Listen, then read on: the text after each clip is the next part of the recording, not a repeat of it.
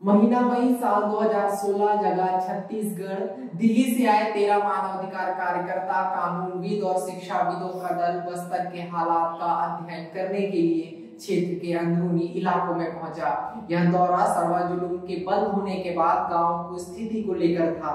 ये अपने दौरे में कांकेर, बीजापुर, दंतेवाड़ा और सुकमा के कई इलाकों में गए। इनमें से एक गांव था नामा। लेकिन नवंबर 2016 में नामा गांव के ही सामनाथ बघेल की हत्या हो जाती है। मामले में पुलिस ने इस अध्ययन दल के सभी सदस्यों के नाम एफआईआर में दर्ज करा दिए। उस दौरान बस्तर के एसआरबी कल्लूरी आईजी हुआ करते थे। लेकिन अब पूरी कहानी में थोड़ा सा ट्विस्ट आ गया है। राष्ट्रीय मानवाधिकार आयोग ने बस्तर पुलिस को दिल्ली विश्वविद्यालय की प्रोफेसर नंदिनी सुंदर, अन्य 5 लोगों को छत्तीसगढ़ सरकार को 1-1 लाख रुपए मुआवजा देने के आदेश दे दिए हैं। नमस्ते, मेरा नाम आदित्य है, ज़रूरतप्रेस.in देख रहे हैं आप। अब यह मामला शुरू कहां से हुआ, शुरुआत से समझिए।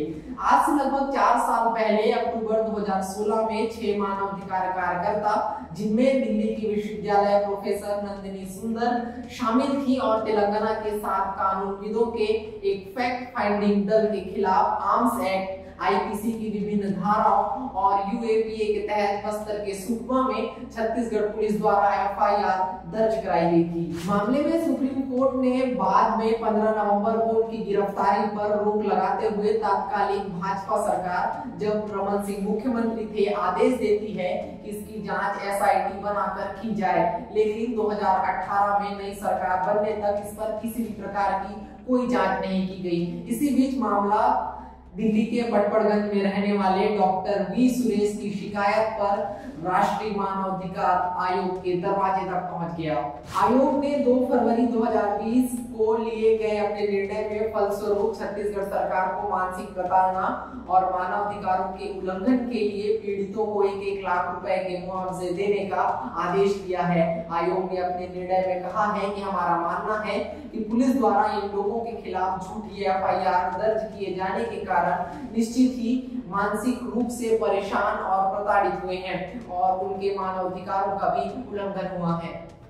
आयोग ने यह भी कहा कि छत्तीसगढ़ सरकार को इसका मुआवजा देना चाहिए। अतः मुख्य सचिव के जरिए छत्तीसगढ़ सरकार से हम सिफारिश करते हैं और निर्देश देते हैं कि प्रोफेसर नंदिनी सुंदर, अर्चना प्रसाद, विनीत तिवारी, संजय पराते, मंजू और मंगला राम कर्मा, जिनके मानवाधिकारों का छत्तीसगढ़ पुलिस द्वारा उल्लंघन किया गया है, उनको 1-1 लाख रुपए का मुआवजा दिया जाए। मानवाधिकार आयोग का जो निर्णय आया है, जिसके तहत प्रसिद्ध समाज सेवी नंदिनी सुंदर और माकपा नेता संजय पराते सहित 6 लोगों को जो हर्जाने के रूप में राशि देने की घोषणा की गई है, निर्णय दिया गया है, उस आदेश से एक चीज़ साफ हो चुका है कि पिछली सरकार में शिवराम प्रसाद कल्लूरी आईजी के नेतृत्व में भाजपा शासन के निर्देश पर भारी मात्रा में अवैध रूप से फर्जी रिपोर्ट दर्ज किए गए थे।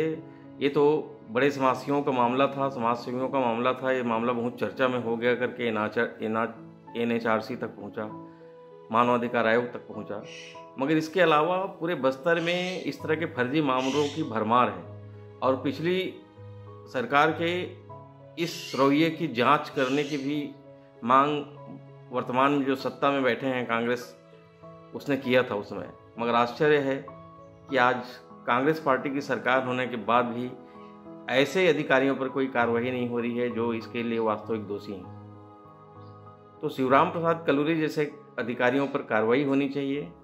और ये केवल मानवाधिकार आयोग की टिप्पणी नहीं हुई है, इसके पहले भी अनुसूचित जाति जनजाति आयोग, महिला आयोग और बहुत सारे आयोग ने, खुद मानवाधिकार आयोग ने भी पहले भी इस शिवराम प्रसाद कल्लूरी जैसे अधिकारियों के खिलाफ टिप्पणी कर चुके हैं। तो तय है कि पिछली सरकार में भी जो आदिवासियों पे दमन की नीति चल रही थी, वो आज भी जारी है। आज भी उसी तरह से फर्जी मुठभेड़ चल रहे हैं, उसी तरह से फर्जी रूप से आदिवासियों को सरेंडर कराया जा रहा है, आदिवासियों को जेल में ठूसा जा रहा है। और यह सब केवल कॉरपोरेट को बस्तर का जल जंगल जमीन देने के षड्यंत्र के तहत हो रहा है। और वर्तमान छत्तीसगढ़ में कांग्रेस सरकार भी आज उसी राह पे चल रही है। नहीं तो निश्चित रूप से शिवराम प्रसाद कल्लूरी जैसे अधिकारियों पर और उस समय के उन तमाम अधिकारियों पर कार्रवाई जरूर करती है।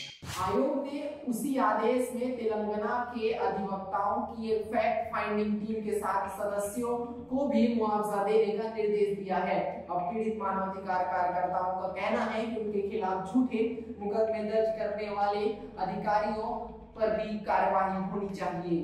प्रोफेसर नंदिनी सुंदर का कहना है कि कल्लूरी द्वारा चलाए गए सर्वाधुनुम अभियान में वर्ष 2011 में तालमेटा, तिम्मापुरम और मोरपल्ली गांवों में आगजनी करने और स्वामी अग्निवेश पर जानलेवा हमला करने का सीबीआई द्वारा दोषी पाए जाने के तुरंत बाद ही हम लोगों के खिलाफ ये झूठे आरोप मढ़े गए थे, लेकिन 2018 में न्यायालय द्वारा हमें आरोपों से बरी कर दिया गया।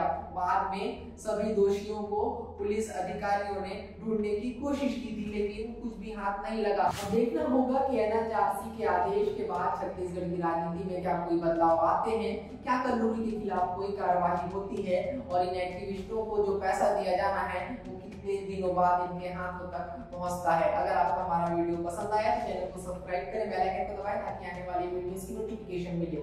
अगर आप हमारा वीडियो हमारे फेसबुक या ट्विटर पेज पर देख रहे हैं तो उसे भी फॉलो और लाइक कर दें। धन्यवाद।